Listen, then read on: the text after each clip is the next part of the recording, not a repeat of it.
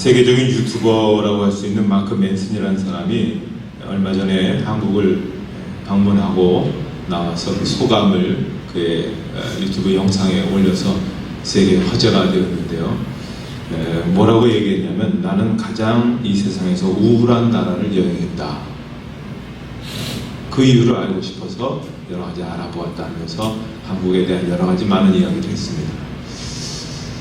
사실 우리나라는 세계 10위 안에 드는 그런 강대국 아니겠습니까? 정말 어려운 그런 상황 속에서 또 이렇게 세계적인 그런 나라가 되었는데, 이렇게 왜 우울한 여러 가지 일들이 우리 가운데 그런 지수들이 세계에서 그렇게 1위를 차지하고 있는가라고 생각할 때, 그것은 바로 우리가 해야 할 그런 여러 가지 많은 일들이 있다라고 생각합니다.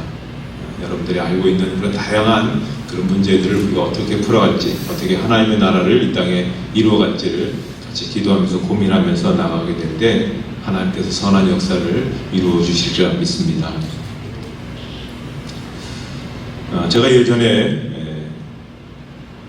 좀 다양한 나라를 본 그런 경험들이 있었습니다. 그 중에서 저는 특별히 그 미술 작품들을 굉장히 관심을 갖고 그걸 살펴보게 되었는데요.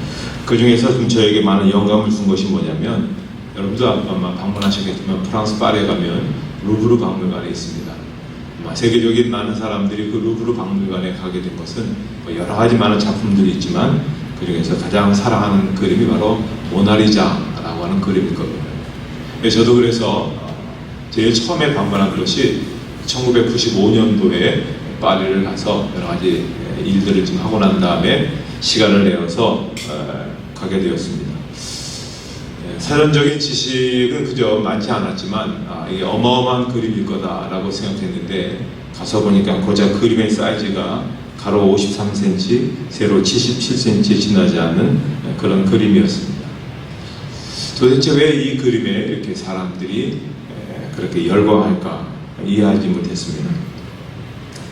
몇 년 후에 다시 파리에 일이 있어서 방문하게 되었을 때 다시 루브르 박물관을 가게 되었고, 모나리자 앞에 갔더니 그때는 좀 변화가 있었습니다. 너무 많은 사람들이 와서 그런지 몰라도 방탄 유리로 그렇게 보호막을 설치해 두었습니다. 조금 더 달라 보였습니다. 또 약간의 지식을 갖고 황금 비율이라든지 이런 것들을 갖고 그 그림을 봤지만, 그래도 뭔가 이해하고 또 납득하기가 어려웠습니다. 그리고 몇 년 후에 또다시 파리를 또 방문하게 되어서 가게 되었는데요. 이번에는 좀 미술 전문가에 대한 조언을 좀 듣고 가게 되었습니다. 모나리자가 유명한 것은 그림에서 모나리자의 눈이 어느 각도에서 보더라도 시선이 마주친다는 겁니다. 그림 속의 인물이 살아있다, 그런 얘기입니다.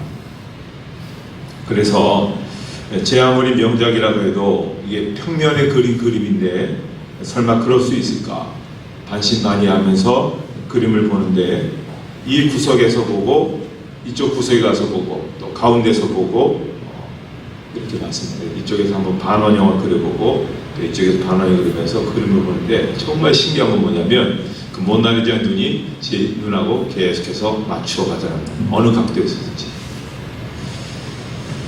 이게 단순한 그림이 아니구나, 그걸 느꼈습니다. 평면상의 단순한 눈의 그림이 아니라 이건 살아있는 사람의 눈이구나, 이렇게 느꼈습니다. 그래서 그 주변에 엄청난 대작들이 있지 않습니까? 그 그림도 혹시 그렇게 그렸을까 해서 보았더니 다른 그림들은 다 평면입니다. 마주치지가 않았습니다. 유독 모나리자의 그림만 살아있는 그러한 눈이었습니다. 그래서 모나리자는 죽은 그림이 아니라 살아있는 인물이구나 라고 느꼈습니다. 시선을 마주친다는 것이 이렇게 굉장히 중요하다고 생각합니다. 한낱 사람이 그린 그림과도 시선을 마주치는 것이 이렇게 놀랍다고 한다면, 전능하신 하나님, 창조주 하나님과 시선을 마주치는 것 얼마나 중요하겠습니까? 신앙이란 시선을 마주치는 겁니다. 우리가 하나님과 얼마나 시선을 마주치냐에 따라서 역사들이 일어난다라고 볼 수가 있습니다. 오늘 본문의 이야기는 여러분 잘 아시죠? 다윗과 골리앗의 싸움에 관한 그런 이야기입니다. 블레셋 장수 골리앗이 이스라엘 군대를 조롱합니다. 그 당시에는 장수 대 장수와의 싸움이 전쟁의 승패를 결정했기 때문에 자기와 1대1로 맞붙어서 싸울 때가 있으면 나와보라고 그렇게 고래고래 소리를 칩니다. 하지만 이스라엘 군대는 내보낼 장수가 없어서 두려워 떨고 있었습니다. 마침 다윗이 아버지 신부로 몰아서 이 장면을 보고는 몹시 분개하며 자기가 나가서 싸우겠다고 했습니다. 형들이 야단치며 말려도 허사였습니다. 사울 왕도 어쩔 수 없이 허락을 하게 되었습니다. 이제 다윗과 골리앗이 맞붙어 싸우게 됩니다. 당시 다윗과 골리앗의 형편을 보시면 골리앗은 백전노장의 장수입니다. 그리고 키가 2m 90cm가 넘는 그야말로 거인이죠. 게다가 입은 갑옷의 무게는 60kg이고 손에 든 창의 무게만 7kg나 되는 그러한 장수입니다. 이에 비해 다윗은 아직 군대에 나올 나이가 되지 않는 그런 소년이었습니다. 갑옷을 입지도 않았고 창이나 칼을 들지도 않았습니다. 고작 물매와 물맷돌 5개를 손에 든 것이 그것이 전부였습니다. 자, 이 형국은 계란으로 바위치기 그런 형국입니다. 그런데 결과는 다윗이 골리앗을 이겼습니다. 어떻게 이런 일이 일어날 수 있었을까요? 성경을 잘 보시면 다윗이 골리앗을 어떻게 바라보았는가를 우리가 볼 필요가 있습니다. 다윗이 골리앗에 대해서 무엇이라고 얘기했는가를 보시면 이 할례받지 않는 블레셋 사람이 누구에게 살아계신 하나님의 군대를 모욕하느냐. 다윗이 골리앗에 대해서 언급한 것은 이 2마디뿐입니다. 그러니까 골리앗의 실력이 어느 정도냐, 그가 나이가 몇 살이냐, 사회적 지위가 어떠냐, IQ가 몇이냐, 그런 거 묻지 않았습니다. 칼의 무게가 얼마나 나가며 골리앗의 특징이 무엇이고 그의 방패가 어느 정도 크고 그가 어떤 그런 전술을 사용하는지 그런 것도 묻지 않았습니다. 안중에도 없었습니다. 반면에 다윗은 하나님에 대해서는 많이 고백하고 있습니다. 지금 이 전쟁하고 있는 입장에서 하나님에 대한 이야기를 하고 있는데요. 다윗이 하나님에 대해서 언급한 이야기들은 이렇습니다.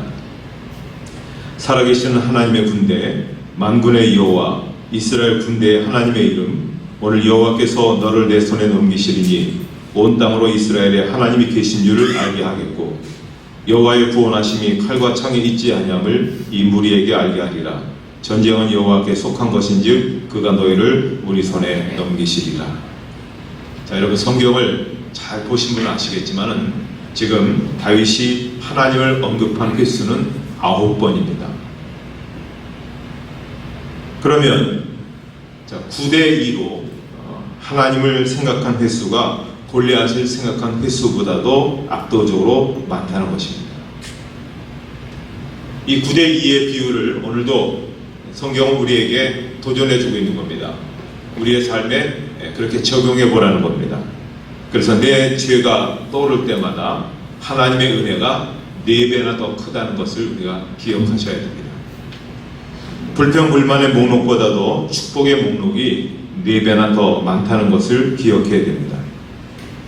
소망의 두께보다도 소망의 두께가 두려움의 두께보다도 4배나 더 두껍다고 생각해야 됩니다. 내 소원을 해결해 주실 수 있는 하나님의 응답이 내가 생각한 것보다 4배 더 주어진다 라고 생각하셔야 됩니다. 다윗 이야기에는 기적에 대한 이야기가 나오지 않습니다. 물이 갈라진 일도 없고 죽은 자가 살아 돌아오지도 않습니다. 그런데 한 가지 기적이 뭐냐면 바로 다윗이 기적입니다. 다윗에게서 기적을 이루신 하나님이 시선을 맞추는 우리들에게도 얼마든지 우리의 처한 상황 속에서도 그런 기적들을 이루어내 주시는 것입니다. 아주 오래된 이야기지만 제가 경험한 이야기가 하나 있습니다. 저는 이 경험을 통해서 지금까지 살아왔고 또 앞으로도 그렇게 도전하며 살아가게 될 것입니다.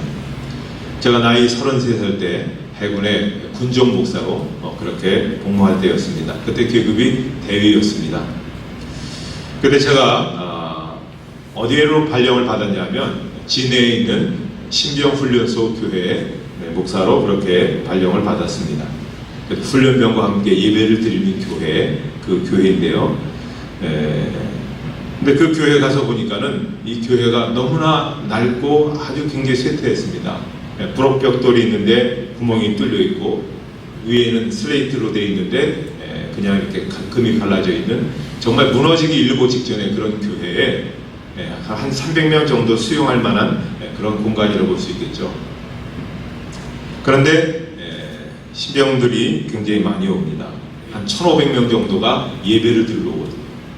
그러면 300명이 앉는 그런 자리에 1,500명이 온다. 여러분 생각해 보십시오. 어떻게 수용할 수 있겠습니까? 의자를 다 내놓고 그리고 그 바닥에 앉게 해도 한 700명 정도 빼곡하게 앉아 있을 수 있고, 그리고 밖에 나가서 약간의 그 스피커를 통해서 나머지 한 800명 정도가 예배를 드리는 그런 모습입니다. 굉장히 불편하죠. 사실 목사로서 불편하죠. 그런 제가 무슨 힘이 있는 것도 아니고 저는 발령받아서 왔기 때문에 제 사역을 감당할 뿐이었습니다. 그런데 이제 문제는 뭐냐면 비 오는 날이 문제였습니다. 이게 어디 피할 데도 없고 또 교회 안으로 다 들어온다 할지라도 이 슬레이트가 깨졌기 때문에 그냥 비가 그대로 새는 겁니다. 그래서 정말 발목까지 잠길 정도로, 흥건하게 잠길 정도로 그런 속에서 예배를 드린다는 것은 정말 부끄럽게 저는 생각하게 되었습니다. 그래서 제 마음속에 하나의 소원이 일어나는, 제가 비록 힘은 없지만 하나님께서 이 일을 좀 이루어 주시기를 간절히 기도하게 되었습니다. 때마침 저희 부대를 방문하신 참모총장님께서 이모저모 하시고 그분이 장로님이셨기 때문에 교회를 방문하셨기에 제가 이렇게 말씀을 드렸습니다. 그랬더니 그 장로님이 정말 큰 은혜를 받으셨는지 그러면 교회를 지어야 되겠네요. 제가 장로로서 총장인데 이렇게 신병들이 처음 와서 신앙생활을 접하게 된 이 귀한 자리가 이렇게 엉망이 된다는 것은 이것은 결코 옳지 않다고 생각합니다. 그리고서는 이분이 지시를 내렸어요. 그래갖고 정말 군대는 정말 대단하다고 생각하는 게 설계도가 한 달 만에 똑딱하고 나오더라고요. 그리고 예산은 그 당시 예산 돈으로 한 25억 정도, 지금 30년 전이니까 가치라고 생각하시면 지금 많이 달라지겠죠. 그 당시에는 어마어마하게 큰 돈입니다. 왜냐하면 제가 그 당시에 그 군대에서 봉급이 20만 원이었으니까요. 어마어마한 그런 차이가 있는 것을 볼 수가 있습니다. 그리고 정말 업자들이 들어왔고 이제 공사가 시작이 되었습니다.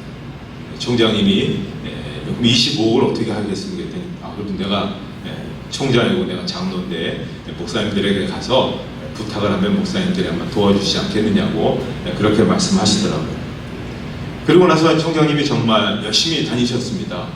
제가 보기만 해도 정말 참 훌륭한 그런 군인이면서도 훌륭한 장로님이시다라는 마음으로 별 4개 달았지만 그래도 많은 교회에 도움을 요청했는데 결국 이분이 어느 날 저를 부르시더니만 그렇게 말씀하시더라고요.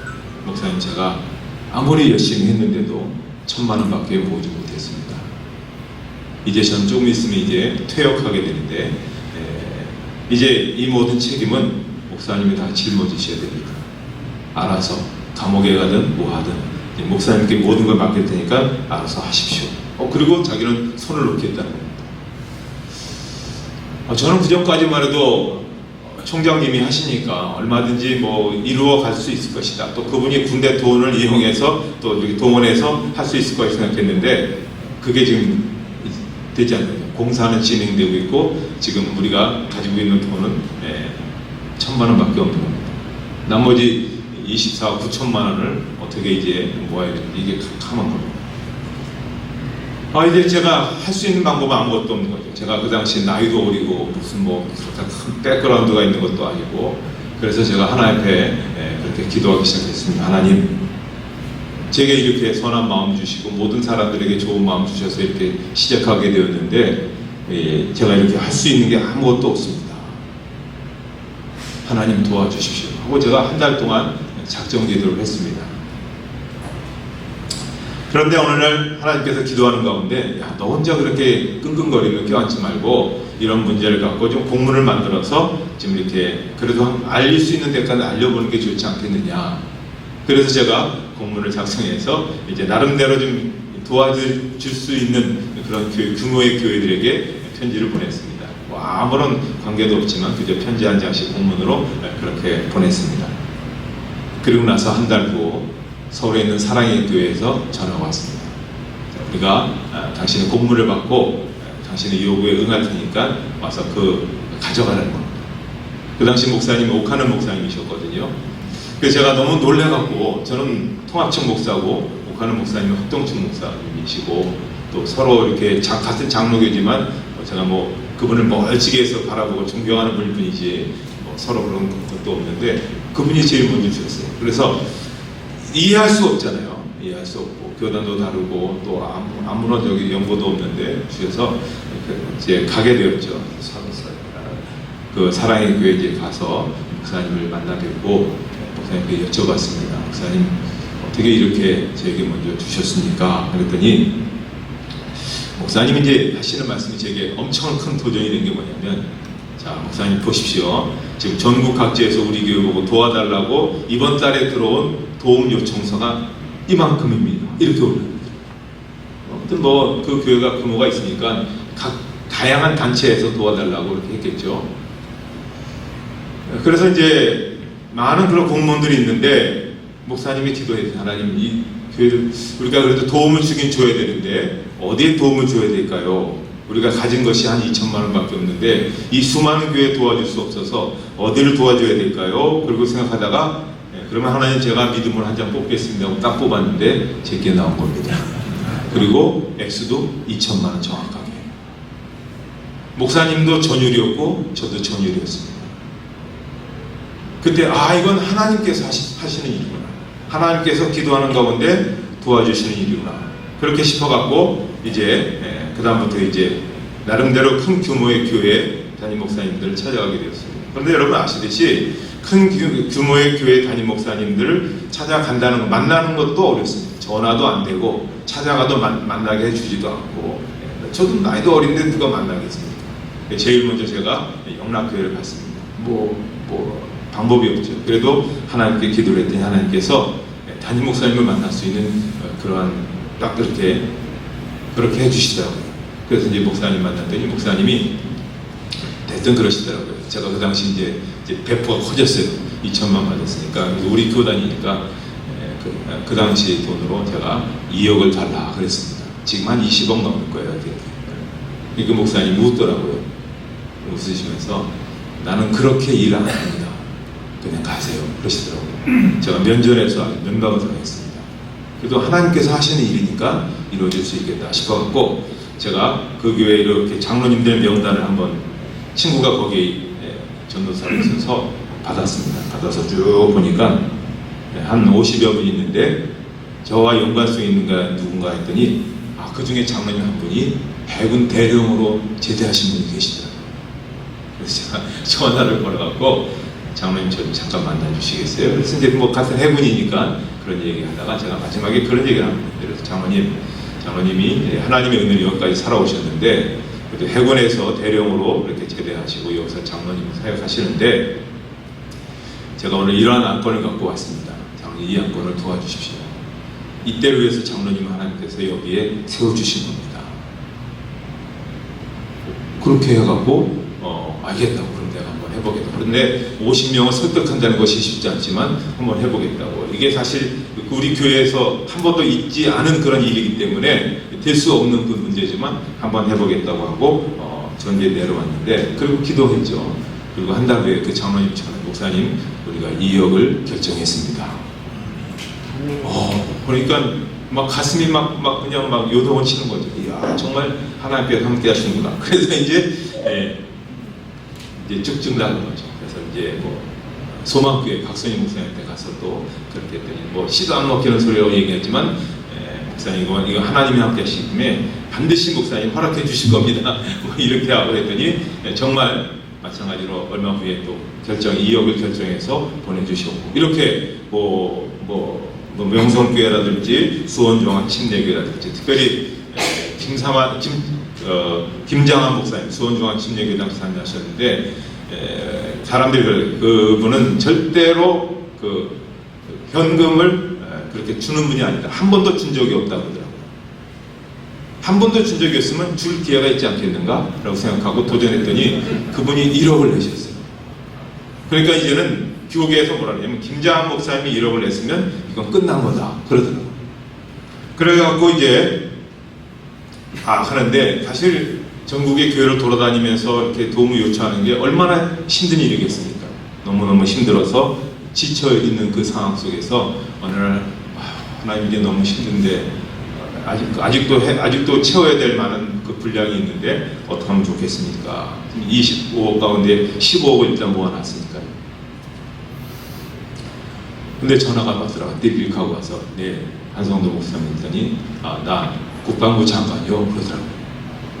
아니 여러분 생각해 보십시오. 해군 대위한테 국방부 장관이 그렇게 전화할 필요가 없는 거죠. 그런데 알고 보니까 우리 해군의 이제 그 많은 그 군인들이 제가 이제 열심히 이제 기도하면서 뛰어다니면서 알고는 어떤 자리에서 우리 어떤 그 장군 한 분이 국방부 장관이 만나게 될 때 우리 목사님 한번 격려의 전화 한번 해주십시오. 얼마나 힘들어 고생하는지 모르겠습니다. 그러는 거예요. 그런 얘기를 듣고 저한테 이제 전화 한 거죠. 목사님 제가 뭘 해드렸으면 좋겠습니까? 생각해 보십시오. 군대에서 국방부 장관이 최고 아닙니까? 그랬을 때 제가 흔들리지 않았습니다. 목사로서의 자존심을 갖고 장관님 전화 주신 거 감사한데 그냥 기도해 주십시오. 그리고 좀 기회가 될 때 뭔가 힘되는 그런 이야기들을 한번 해 주십시오. 그리고 이제 얼마 더 지나지 않고 얼마 정도 시간이 지났는데 이번에 어디서 전화냐면 청와대에서 전화 왔습니다. 나 대통령 비서실장입니다. 그러면서 대통령께서 이렇게 해군 교육사 교회를 짓는 데 있어서 도움이 필요한 것이 무엇인지를 알려달라고 말씀하시니까 뭘 해줬으면 좋겠습니까? 라고 그렇게 묻더라고요.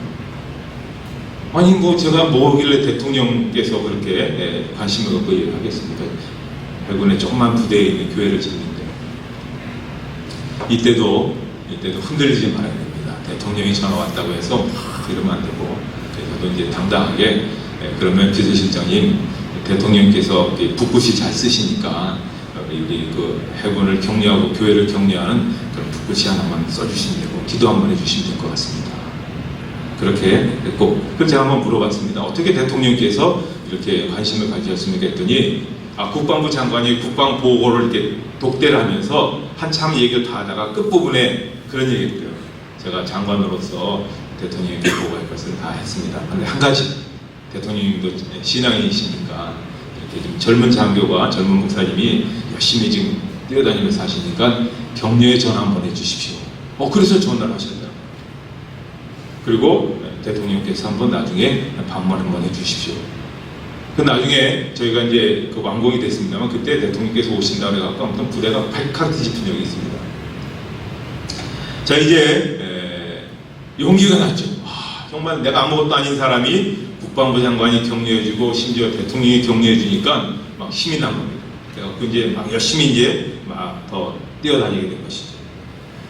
그런데 이제 더 놀라운 것은 새로운 그러한 그 해군 참모총장이 오셨는데 이분은 이제 종교가 다르세요. 불교 신도의 회장이신데 어느 날 이분이 전화가 또 오신 거예요. 나 참모총장이요.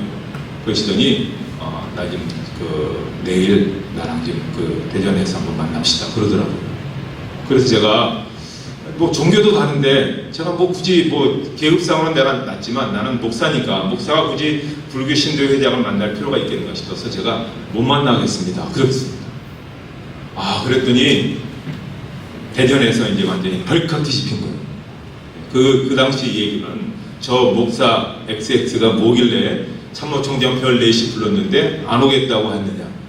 이 기독교 너희들 정신 차려야 된다. 그러면서 막 난리를 친 거예요. 그러니까 이제 우리 장로님들 또 우리 그 기독교인들이 그 장군들이 막 전화 온 거예요. 목사님 아무래도 총장님 만나해 주셔야 될 것 같습니다. 우리가 힘들어서 견딜 수가 없습니다. 그래서 제가 이제 그 다음날 이제 제가 이제 총장님하고 1대1 독대라고 이야기해서 밥을 먹게 됐죠. 총장님 왜 저를 부르셨습니까? 그랬더니 목사님 아시듯이 내가 불교 신도의 회장입니다. 그런데 목사님 하시는 걸 이렇게 여러 가지 해군 전체에 쭉 돌아가는 것을 내가 보고를 받다가 목사님 하시는 모습이 너무 특이하고 열정적이라 내가 뭔가 돕고 싶은 그런 마음이 들었습니다. 목사님 힘드실 때 절 써주십시오. 여러분 이 감이 아직도 와닿지 않는데 있을 수 없는 얘기죠. 계급도 다르고 종교도 다른 사람이 자기가 직접 그렇게 교회를 짓는다거나 불교 신도의 회장이 교회를 짓는데 나가서 하겠다. 그래서 제가 그분을 모시고 우리 목사님들 이제 몇 분들을 이렇게 만나게 했습니다. 그리고 그분이 말씀하셨어요. 내가 불교신대 회장인데 우리 목사님이 교회 짓는데 목사님들 헌금하십시오. 헌금하지 않으면 목사님 부끄럽지 않습니까? 그러니까 그 목사님들이 얼굴 벌게져갖고 막 이렇게 헌금 작정을 하시더라고요. 그래서 한 5억 정도가 또 마련이 됐습니다. 이제 나머지 5억이 남았죠. 이걸 어떡할까? 근데 해도 이제 방법이 없는데, 야, 하나님께서 오늘 제게 그런 마음을 주신 거예요. 너 해군 장병들 있지 않느냐. 그래서 제가 훈련소 오니까 훈련소 장병들에게 이제 설교를 그렇게 하기 시작했습니다. 이 장병들이라도 하나님께서 쓰실 수 있겠구나. 그래서 제가 이제 여러분이 해군에 들어온 게 이때를 위한 겁니다. 그러면서 이제 찬송도 이제 그런 이제 찬송도 불렀죠. 멀리 갔더니 천행하고 보나요. 내 주여 뜻대로 행하시옵소서. 막 이렇게 했더니 눈물을 막 흘리잖아요. 여러분도 훈련소 와보셔야 아시겠지만 정말 그때 안담하던 때 막 하면서 위로와 격려와 소망과 여러분이 하나님 앞에 헌금하면 또 하나님께서 여러분의 앞날을 인도해 주실 것이다. 그러니까 부모님들이 자녀들에게 그 군대 가서 쓰라고 이렇게 막 꾸깃꾸깃 있잖아요. 그거 안에서 다 꺼내갖고 막 내놓더라고요. 그리고 제가 전 해군을 돌아다니면서 막 하면서 그래서 결국 5억을 모았습니다. 그러니까는 막 사람들이 저거 나쁘다고 그래요. 그 훈련소 장비여도 큰 돈을 그렇게 다 긁어 모은다고. 그래서 저는 확신이 있었습니다. 하나님께서 하나님의 일에 그렇게 하는 사람들에게 복과 은혜를 주실 것이다. 그래서 제가 시작한 지 2년 만에 25억을 딱 모아서 봉헌을 했습니다. 그때 봉헌식 할 때, 봉헌 예배 드릴 때 어마어마했습니다. 총장님도 내려오시고, 아무튼 뭐 박성영 목사님 시작해서 다 헬기로 불렀습니다. 모시도록 했습니다. 그래서 엄청난 그러한 봉헌 예배를 드리고, 이제 제가 이제 결혼을 삼은 게, 아무리 어렵고 힘들어도 안 되는 것처럼 보여도 우리가 기도하면 하나님께서 이루어 주시는구나.